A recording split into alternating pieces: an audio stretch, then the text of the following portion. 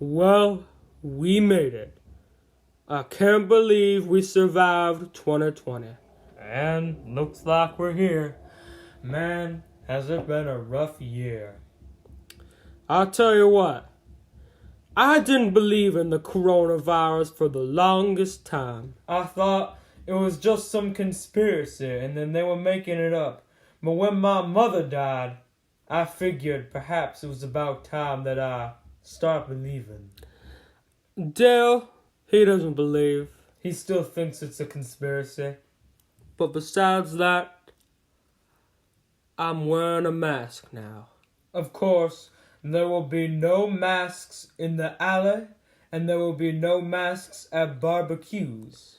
Mr. Strickland just the other day made me put up a sign in the window of Arlen Propane saying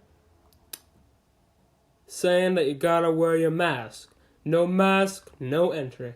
But the funny thing is, Mr. Strickland doesn't even wear a mask. And I asked him, "Sir, why aren't you wearing a mask?" And he said, "It's my own rule. I don't have to follow it if I made the rule." Well, I'm alright. Peggy's okay. She's been really happy lately because she gets to do a lot more of her substitute teaching now that all the teachers are out with the coronavirus. And Luann, she still cuts hair. But Bobby, I'll tell you what, that Bobby. Now that he barely graduated high school, he just sits around on his ass all day. And I tell you what, that Bobby sure doesn't do all nothing besides play his video games and watch TV. I was hoping he would maybe go to college or get a job. And he said, "I'll consider it, Dad."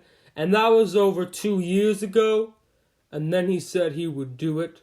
But then the coronavirus hit. But I tell you what, my boy, Bobby Hill, has got himself a job. He hasn't told me where because he wants it to be a surprise, which I really hate.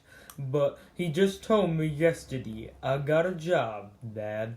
And so, when I showed up at Strickland Propane the next day, I was quite surprised to see my boy standing in my spot, holding up a sign that says, "No mask, no entry." Bobby had got a job at Strickland Propane. At first it was just a small job, but then it happened. The unexpected, the thing I never thought would happen. I was diagnosed with the coronavirus. And that's where I am, right here, sitting in Arlen Hospital, waiting for my time. I'm just sitting here, the man in the bed across from me keeps rasping and coughing. The blinds are torn so I can't see what he looks like. I'm just sitting here, and I'm recording this video in case anyone will ever find it and do anything with it. And I'm uploading it to YouTube so people remember the story of Hank Hill. And I tell you what, when I was sent to the hospital, Mr. Strickland immediately replaced me with Bobby. At least if it was anybody who got my job, it was Bobby. At least it wasn't Dale. But now I'm dying, and so my family isn't even allowed to come and see me. The doctors say I've only got a few more hours, and there's nothing I can do. They said I should have worn a mask more, and to help the coronavirus be even worse. My diabetes has been over the top horrible lately because I've been eating so much fast food. I've been stuck in this hospital for who knows how long. News just reached me that President Trump did not, I repeat, did not get reelected. I'm surprised, and I'm sad at the same time. That Trump was a good man. He could get a little confused, but I think he was what we all really needed.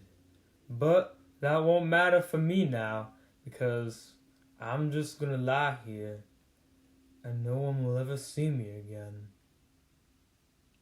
Goodbye. I hope you get this message. And if you do, Pass on the story. Pass on the story of Hank Hill.